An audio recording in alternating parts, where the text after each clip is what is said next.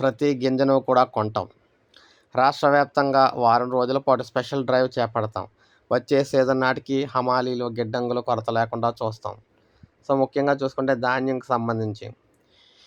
ధాన్యంకి సంబంధించి రాష్ట్రంలో రైతులు పండించిన ప్రతి ధాన్యం గింజను కొంటామని, తడిసి వడ్లను సైతం మద్దతు ధరకు ప్రభుత్వమే సేకరిస్తుందని రాష్ట్ర పౌర సరఫరాల శాఖ మంత్రి గారు తెలియజేశారు.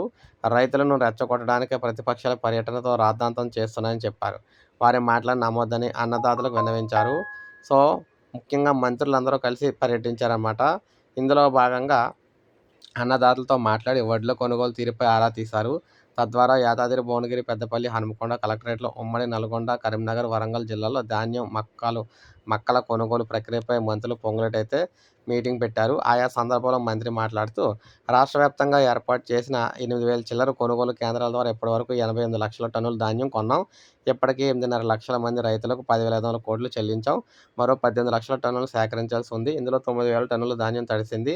ధాన్యం ఎలాంటి పరిస్థితిలో ఉన్నా మద్దతు ధరకే కొంటాం. రైతులు ఆధారపడవద్దు. రాష్ట్రంలో గన్ని సంచుల కొరత లేదు. 24 కోట్ల సంచులు సిద్ధంగా ఉంచి అవసరమైన ప్రాంతాలకు తరలిస్తున్నాం. భారీగా పెరిగిన దిగుబడితో పాటు హమాలీల కొరత, నిల్వలకు సరిపడా గిడ్డంగులు లేకపోవడంతో సేకరణలో కొంత జాప్యం జరిగిందని అన్నారు.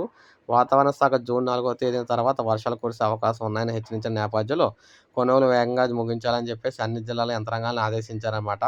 రానున్న వారం రోజుల పాటు ఈ ఋతువును వేగంగా పూర్తి చేసేందుకు స్పెషల్ డ్రైవ్ చేపట్టాలి. ఇతర పనులన్నీ పక్కకు పెట్టి ధాన్యం సేకరణపైనే దృష్టి పెట్టాలని అన్నారు. సో, ఈ విధంగా ఎవరికి కూడా అన్యాయం జరగకుండా రైతులకైతే చూస్తామని చెప్పారు. సో, ఇది అప్డేటు. ఒక లైక్ చేయండి. సబ్స్క్రైబ్ చేసుకోకపోతే మన ఛానల్ సబ్స్క్రైబ్ చేసుకొని